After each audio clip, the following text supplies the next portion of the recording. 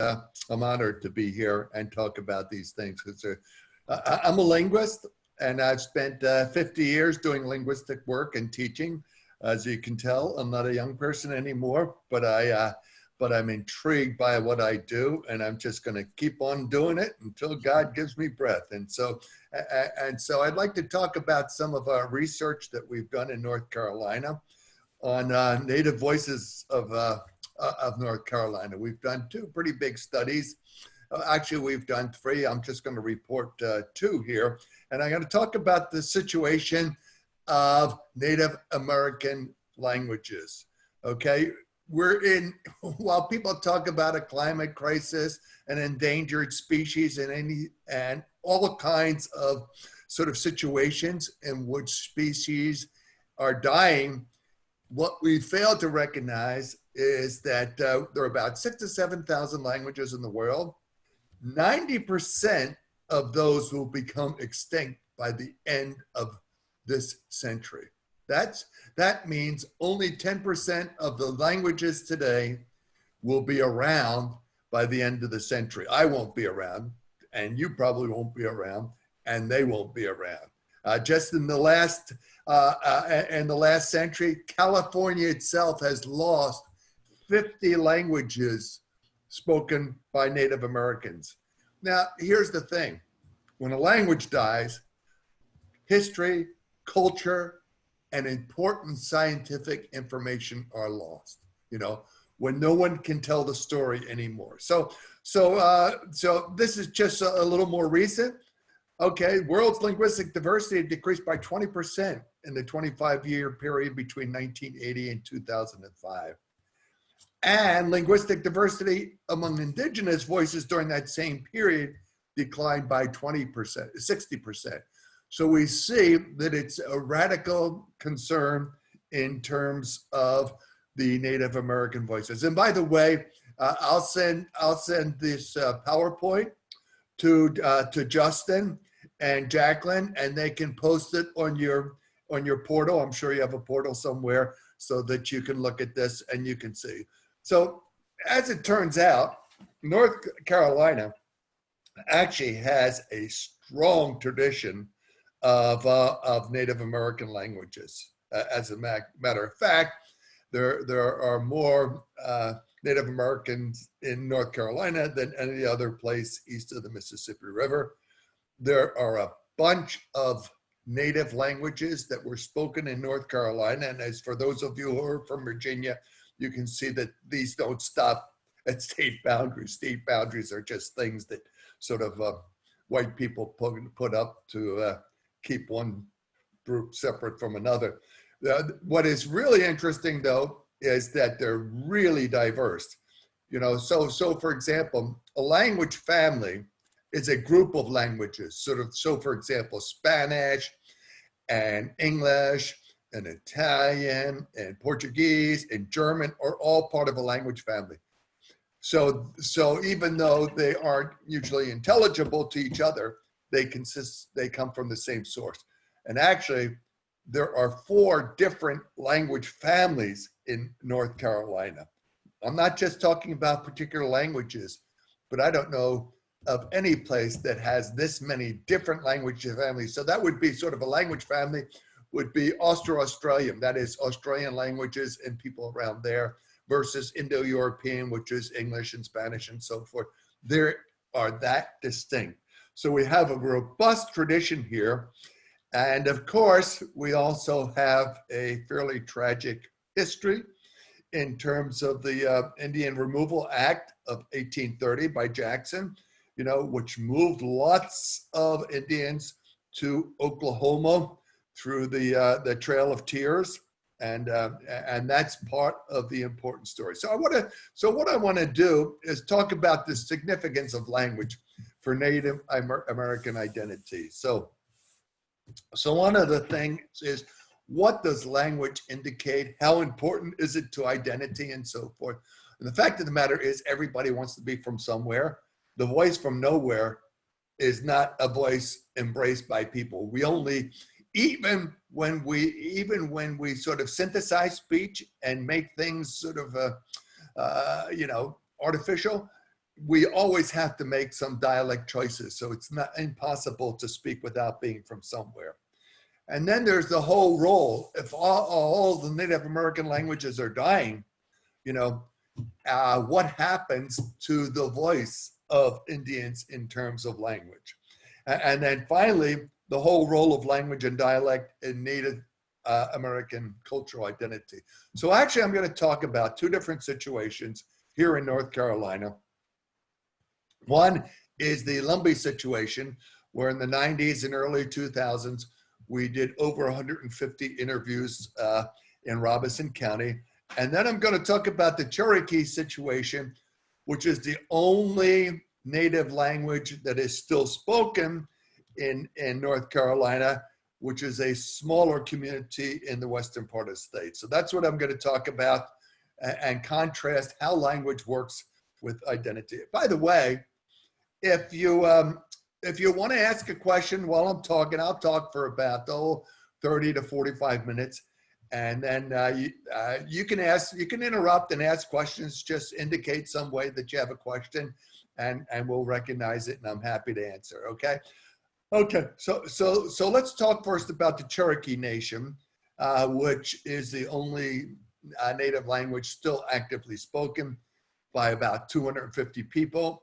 And as these older people die, we see that it's spoken less. So at one point, the Cherokees covered a large range, ranging into South Carolina, Georgia, Alabama, Tennessee, Kentucky, and the western part of North Carolina. Now, you'll see in the right-hand corner there, it's limited to a few places as Europeans came in and took over the region. Okay. So we now have this small spot that is designated as Cherokee, a Cherokee Trust. There's a couple of interesting things. First of all, it is a totally recognized federal tribe. Okay, that's an important thing. It actually covers sort of 5 different counties. A couple of them aren't even adjacent to each other. And then the eastern part, that is Western North Carolina, which is made up largely of either Indians who hid during the Trail of Tears, or actually owned land that was bought by whites, and so they could stay. It's about 13,000 to 15,000 Eastern Band Cherokee. There's a group of about 120 in Oklahoma, and they can still understand each other, although there are dialect differences. Okay, so there is a spot of land. All right, there are these spots of lands allocated as the Qualla boundary, which were appropriated during a treaty. There's an important thing about, even though people refer to the Cherokee Reservation, there's an important distinction. This was not land allocated by the federal government. This was a land trust which was bought by or for the Cherokee. The Cherokee couldn't buy land, but white people in the area bought land for them. And so their land is not given to them by the federal government. That's kind of an important thing to Cherokees.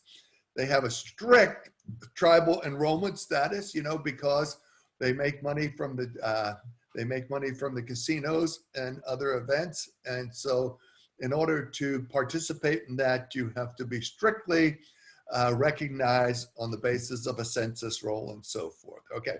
Now, among the Cherokee, the dialect of English that is spoken by the Cherokee is not that important, but talking Indian, which is using Cherokee, which is an endangered language, and as I said before, there are about 250 native speakers of Cherokee, all of whom are over 50, or at least were over 50 until a school was established, all right?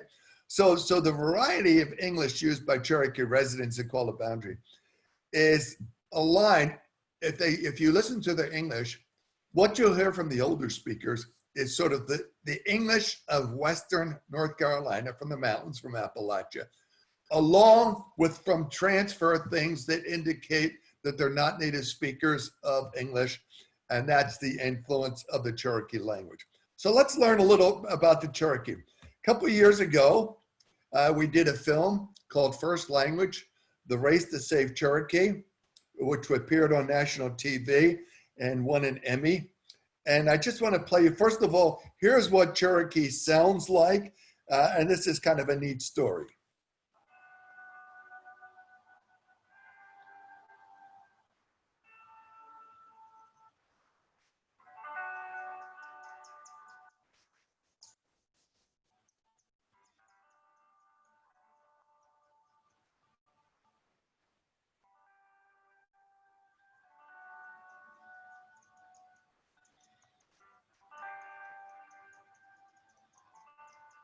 Yanni won't ni screw squeeze that yan and you go ya han amyately you guys you ni ha unish uni won't ni the god uni yaho shayla so why you know that's got ni yo out to got it so won't okay the wash come on ni ska hey I shall know ki lu walk I wash cái ưu này start là nói cái kỳ lý có cái wash ưu này là nói đó là cái start này học những cái lý có ai nó có dạy cái kỳ có chỉ là cái gì là nói đâu câu nào là active to know way hắn nó bị cắt lưỡi con nói cái từ đó dạy nữa thì chỉ nói cái là bị stick bị cắt lưỡi con.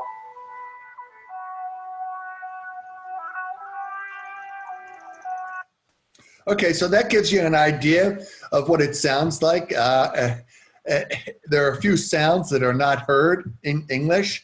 And also it's a tonal language, which means if you say the same word, so if you say hachi or hachi, and it has a different tone, it has a different meaning as well. All right, so to give you an idea of how complex, because it's not an Indo-European language, so it has a very different structure. Just to give you an idea of the complexity of the Cherokee language, look at this little clip that we have here. The Cherokee language is also completely different from any European language. So none of our students start out with a kind of head start with cognates in the language or similar structures in the language. And sometimes it's surprising to people in the community also that they have to come at their language now from an English language perspective. If they haven't grown up exposed to a lot of language in their home, then Cherokee language is just completely new and to me very exciting and quite a challenge, but to other people very frustrating. There is no word for word translation. One word could be a noun, adverb, adjective, just depending on how you say it in a sentence. You can take a Cherokee word and you can change a form sometimes hundreds of ways, and it changes the meaning of that word. If we say, go get something, if you're going to go get a glass of water, a liquid, it's different. Go get changes. Liquid is built into the go get. If you're going to go get a flexible item like a shirt, it's flexible. The flexible is built into the word go get. If you're going to go get a solid object, the solid form is built into go get. Or go get a long and unbendable, like a fishing pole or pencil.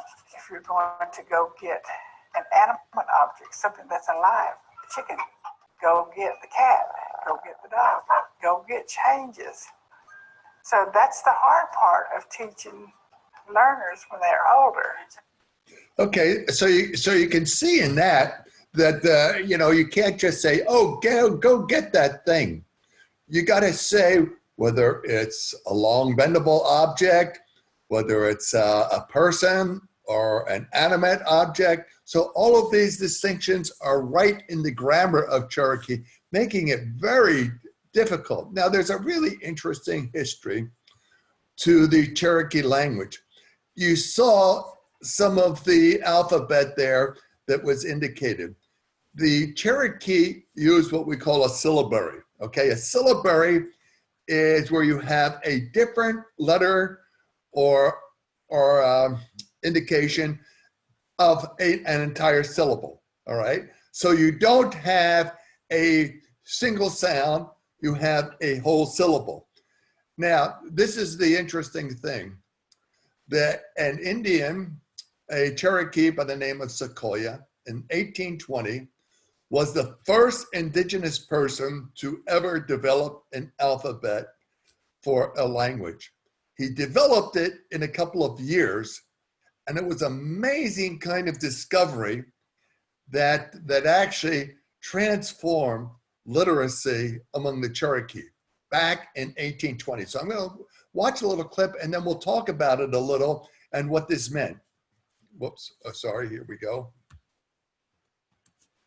It says imagination is more important than knowledge. Sequoyah had that imagination. He had that vision. To me, he's Einstein.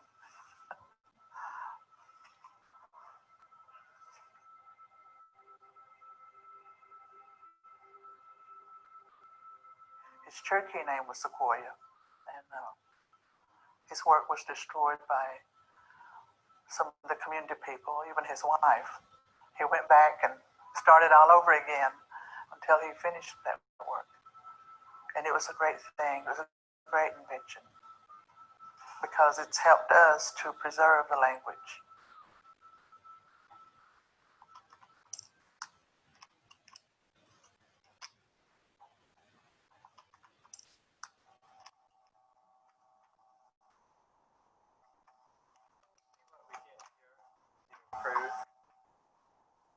It's very interesting from the perspective of the fact that you would have literally thousands of years, say, for the writing of European languages, where you would go from writing it to printing it.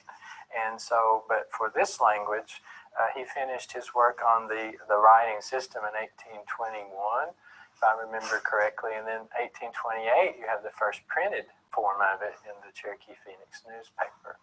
It is a syllabary because the characters, in most cases, approximate a syllable. So, ga, ka, ge, gi, go, gu, go. Sha, and the sound for sh, se, si, sho, shu, shon. And in fact, that is the second iteration of the writing system. The original one that Sequoyah developed was much more calligraphic. And so they converted it rather fast from this original calligraphic writing system to one which does look like Roman letters in a lot of cases. It was said to have been quickly taken and used, and then the paper started printing in 1828. Okay, now here's an interesting fact about this. Actually, by 1840, 90% of the Cherokee were literate. In the American population, it wasn't until 1910 that 90% of the population was literate. So they were way ahead of the literacy game. They just had 85 letters.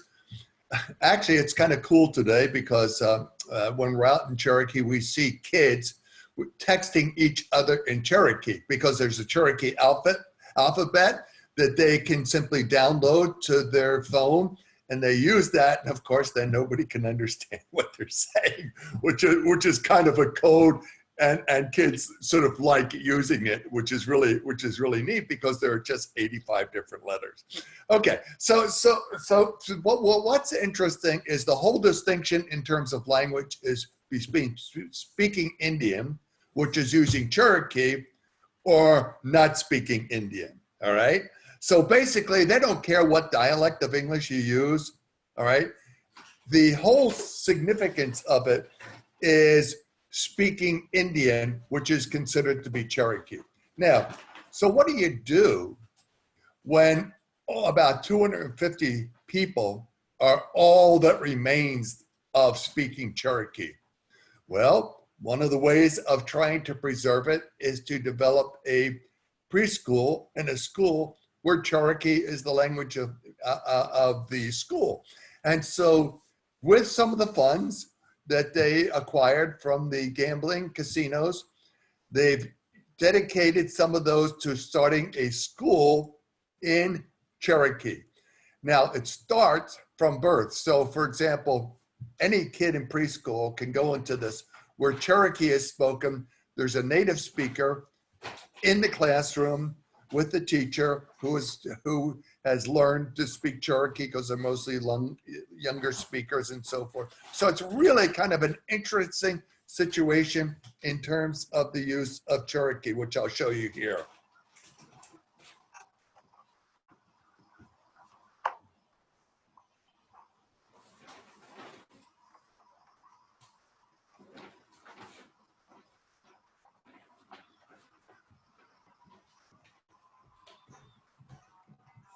School's called Atse Kadua.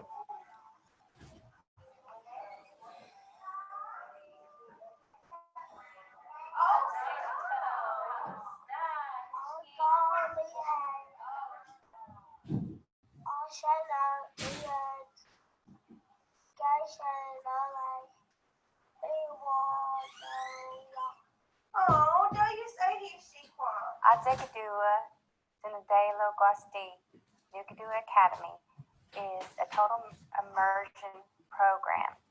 We presently have over 70 children enrolled in Nukadua Academy, and the bulk of that is probably over 30 of those are in the early childhood birth to 5 programs.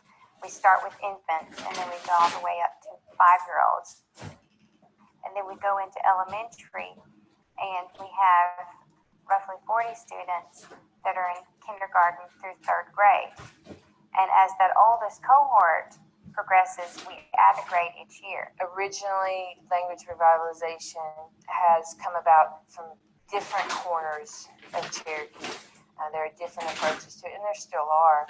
The immersion program was probably the largest consolidated effort, and starting with babies. And this is really the first time that we've approached it from such a young age. It's not an ad hoc kind of program. It requires significant resources, significant support for its continuation, and that's a message to the community that this is important. I think it's fascinating to see this kind of process happen. This hasn't been done very much, what the Eastern Band of Cherokee Indians is doing here. Cherokee is technically moribund, so no children are learning the language at home. One thing that this project has going for it is the commitment of the community that's involved in it. What you have in the Cherokee language is this very strong feeling that the language is a central component of who Cherokee people have been, and that there's an obligation on the current generations, the living generations, to maintain that commitment to the past.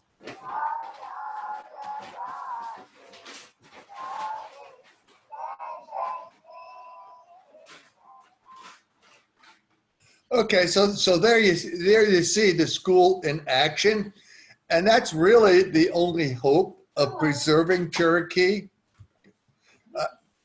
So actually, there's one final clip that I want to play about the Cherokee, and then we're going to talk about a very different situation. Okay, we'll talk about the Lumbee after this, but I want to play this, the significance of the changes in Cherokee. Within the language are values and traditions and history and ways of life. That's what speaking Cherokee is about. And so without that, we lose all of that. We don't just lose something that's very difficult or that's something that, our elderly people speak Cherokee. We lose really the heart and soul of who we are as Cherokee people. This is what is so critical, so important to our identity and our future as a people, is to continue on making the same sound that was given to us by the Creator, our language. It's a sound that hasn't been heard here for 60 years. The sound of children speaking our language.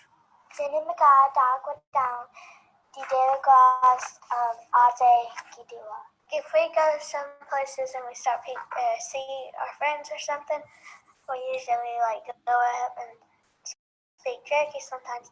Then like when you look around, people are just like, wow.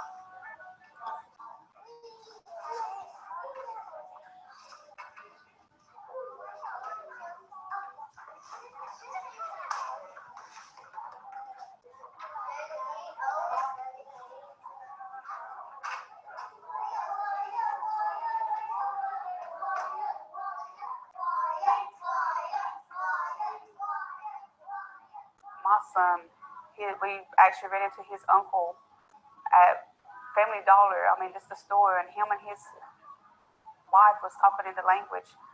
They were talking about a goose, but it was referring to it as a duck, and it was on the top shelf.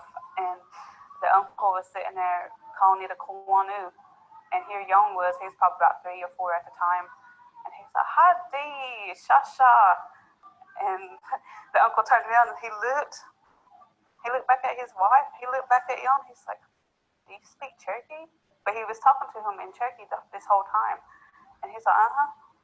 And his wife standing back, and her eyes teared up, and my eyes teared up. And I mean, it's, my son could have a conversation with 2 of our oldest fluent speakers and know what they're talking about and respond in the language. And seeing not only him, but other kids speaking our native language, it just touches my heart. I like Cherokee because it's very rare, and like a lot of people think that it's just a language, but like if you're Cherokee, it's like your home. Okay, so that gives you an idea of sort of the role of Cherokee, which is dying, but people there are trying to sort of preserve it, and how connected it is to their homeland, as you can see from some of these slides. Okay, so let's move on to a very different situation. The Lumbee Indians, which is the largest Indian group east of the Mississippi River. All right, they're much more controversial in some ways than the Cherokee in terms of their status. Robeson County, is a long-standing tri-ethnic. So they're Native American is the largest population, European American, and African American groups there. All right, but the point is that one of the reasons that it is so long-standing there is it's a place that not a lot of people inundate with outsiders. All right, and there are up to 45,000 or 50,000 Lumbee who live in Robeson County. So it has a really critical kind of population, which is essential to preserving things. The Lumbee themselves, interestingly enough, were the first Native American group in North Carolina recognized by the state of North Carolina. They actually were before the Cherokee. Since that time, they have not been recognized federally, but there was in 1956 a congressional act that recognized them without entitlements, which basically means you can call yourselves Indian, but you get none of the dividends of the Bureau of Indian Affairs.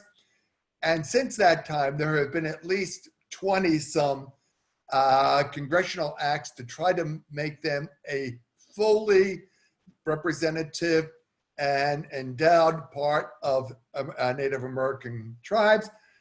There's one before Congress now. There have been many times since I've been studying in the last 20, 25 years. We've seen various attempts that die for one reason or another.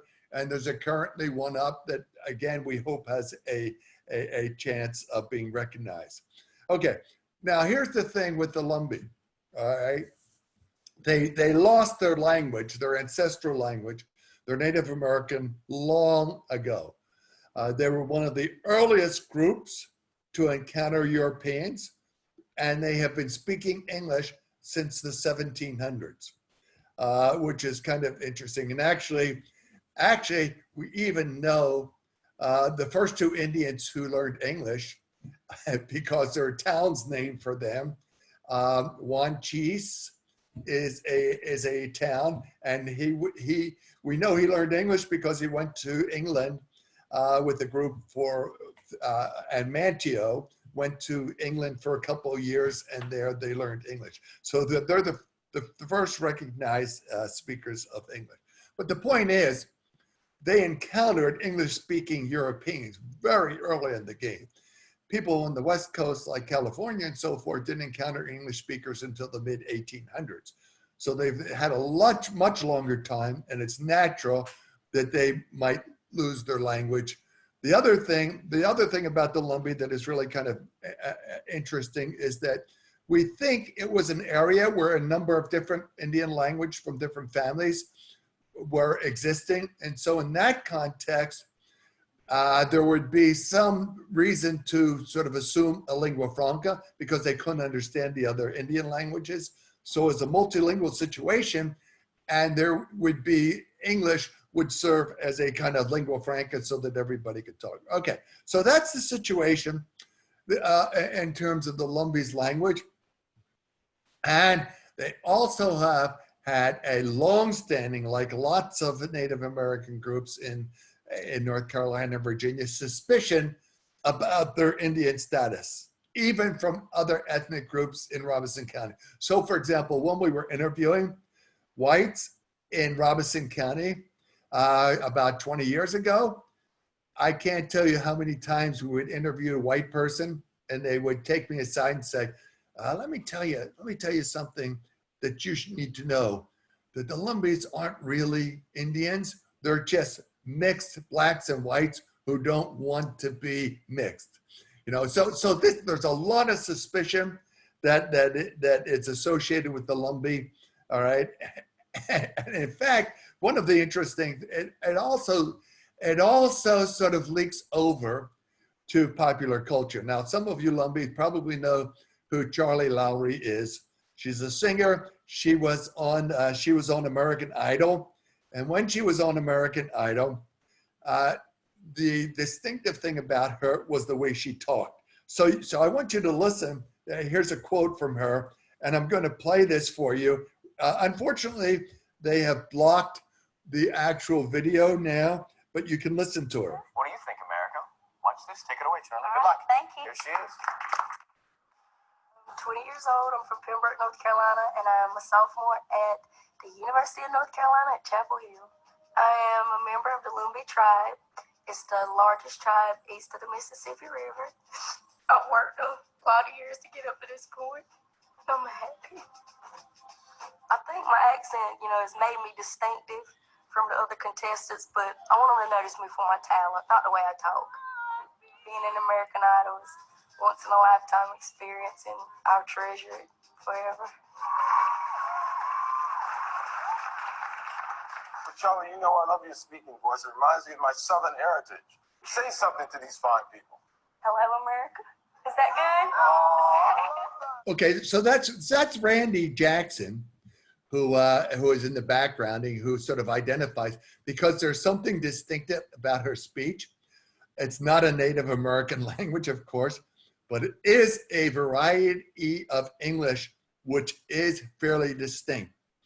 And this sort of what I personally would like to see Lumbee do is embrace this variety as something that makes them distinctive. All right, because there is no other group that actually speaks like that. There are a lot of Southernisms in it.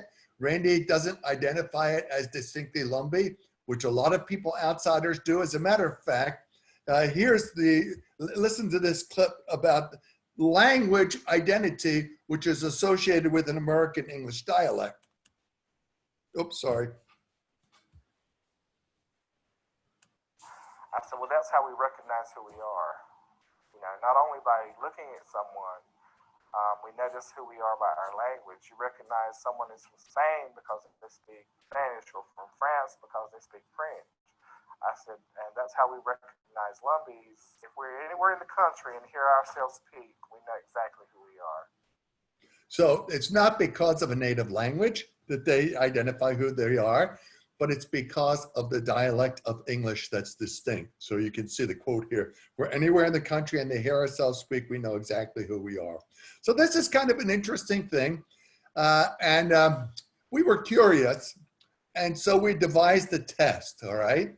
We devised a test where we took 4 African Americans, 1 old, 1 young, one woman, one man, all right? And then 4 blacks and 4 Lumbees, and then asked speakers from Raleigh, who had no association with the Lumbee, the identity of these speakers. And then we asked speakers from Robeson County. And I'll just give you a couple of samples here. Identify the ethnicity. Speaker number 1. He says, you need a wife. He says, there's your wife. Set you downside of your good wife. He had been anointing me for a while. This guy had. And so from then on, I went to trying to look after fixing him a meal and adorning for him. Okay. Lumbee female from Robeson County. All right, listen to the next speaker.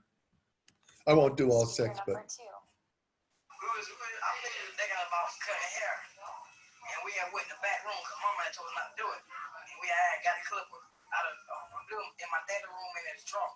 So I got the clippers and went other end of the house. And I started cutting on his hair.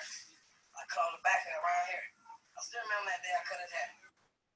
African American male from Robeson County. Okay, African American male, which is interesting that speaker has lived all of their life a couple of miles from the other speaker, and they speak so distinctly different. Okay, listen one more here. Speaker number 3. I was dating another nurse in there, and I was dating her for about 8 or 10 months. I don't maybe more than that. And I'd go with all the rest of the girls and men with dirty gone, you see, and I'd be sitting around and waiting on her. And I told her one night when she come in there, I said, I'm going to give you 35 minutes to be back down here. If you don't be back down here for 35 minutes, I'm going to be gone. White male from Robeson County. Okay, so that was a little tougher. Okay, now I'm going to give you sort of a brief sample of what an older isolated Lumbee would sound like. And Charlie, come on, man, big brother, I can see him as pretty as I'm looking at you. Come all the way down that ditch bank. Kept looking at the man, he's looking in the ditch just like there's somebody in that ditch. You know how a man would walk. Could you imagine a man, 2 men in a ditch ditching, and a man walking down the side of that ditch looking at them men down throwing that dirt? Okay, so that. Charlie, come on, man, big brother, sorry. I can see him as pretty as I'm looking at you. Come all the way down that ditch bank. I says to myself, kept looking at the man, he's looking in the ditch. Oh, it's not going to stop now. Oh, here we You go. know how a man would walk. Could you imagine a man, 2 men in a ditch ditching, and a man walking down the side of that ditch looking at them men down throwing that dirt? Hey, that's just the way he's looking into this ditch, this man was. The broad open daytime. And honey, he come right on down that ditch. And I spoke and I says, how in the world did Uncle Pat get through in here by me? I knew he couldn't pretty well with one road coming into my place. Spanking that wood. I said, he couldn't. I don't see no car or nothing. And when he got to the crossed this ditch, he crossed the ditch, went halfway to the field, and come on down this other ditch. There's a little path road went through my yard and went all across the woods and down. Well, when he got halfway that little ditch on this side, before he come out of the room, I was looking at it from good. Honey, just as you'd have said to me, Lucille, that's Harley Locklear. Honey, I never got to. He had on a brown coat. He had on a brown breeches. He had on a brown hat. Just like if you'd have spoken to me and said, Lucille, that's Harley Locklear. Honey, I never got so scared in all the day in my life. Okay, so that's a woman from Prospect, for those of you who know the area, who sort of lived there, doesn't have that much education, a very friendly and smart person who just wasn't appropriated opportunity. Okay, so let's get back to the test. So we asked Robeson County speakers and speakers from North Raleigh the identity. Notice what we find here. The speakers from Robeson County clearly identified Lumbees. The speakers from Raleigh couldn't tell the difference between them and white folks, all right? Which is very different because both of them correctly identified white and black speakers. So what we see then is that there is a distinctiveness that Lumbees do recognize. And when they say we recognize Lumbee, we know that they do. Listen to this little clip here. We know who we are. You know, we know. We have always known. Y'all are the ones who are trying to identify something. Me to be able to call somebody Lumbee, it'll be by having Lumbee blood in them, by having to be knowing about their culture, they got to know about their ancestry, but like people outside workers know nothing about their culture. I mean, they call everybody Lumbee. There is Lumbee. They got blood.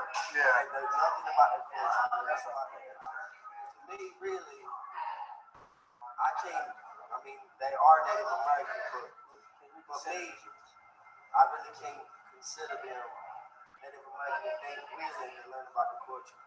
If you maintain your community ties and stuff, if it's just coming home at Christmas and from Mother's Day and let me homecoming and stuff like that, it's got to be some kind of way. I mean, you know, this Heather Locklear thing, Heather Locklear ain't no Lum. I don't care what nobody says. I don't care if her granddaddy or great granddaddy or what it was came from here. She's never lived as a Lum. She's never been involved in this community. She's never certainly had to experience the things that are just going to be part of your life experience if you're alone and you live in Robeson County. So it's hard for me to see somebody like that as alone. To me, it's got to be you just got to be a part of this community, even if it is from a distance. Okay, so we're just about done. This is the original Congressional Act, which was adopted by Congress. And notice that actually distinctive appearance and manner of speech was one of the things that was recognized. They weren't talking about a Lumbee Native American language. They were talking about the Lumbee dialect, which is distinct. Now, here's the problem. Okay, it's what we call a double jeopardy. Having lost their native language or languages due to sort of the socio-political and economic exigencies of early European encroachment, their unique dialect is now subjected to the principle of linguistic subordination, in which it is simply dismissed as bad English, all right? As a matter of fact, until a couple of years ago, you couldn't graduate from the University of North Carolina, Pembroke, unless you passed a spoken test in standard English, which basically didn't want to recognize this legitimate dialect. Okay, so I'm not going to stop here, all right, and I'm going to stop with this little feature, and then give you a few minutes for questions if you have them. Oh, sorry. Here we go. Uncle Sam says we speak no native language. He said we do not live in a traditional way. Therefore, we cannot be Indian. I say for centuries, his ancestors made speaking our native language against the law, made practicing our traditions punishable by him. For this reason, many of our languages have died. Many of our own people know nothing of their culture and history.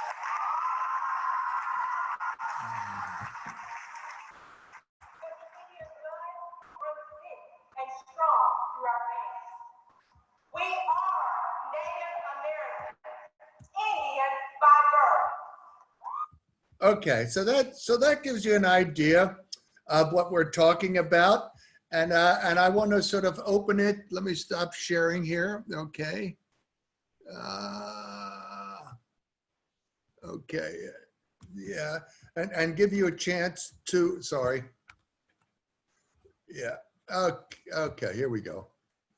Yeah. Okay. You can take your mics off. If you want to ask a question now about anything I've said for the last 45 to 50 minutes,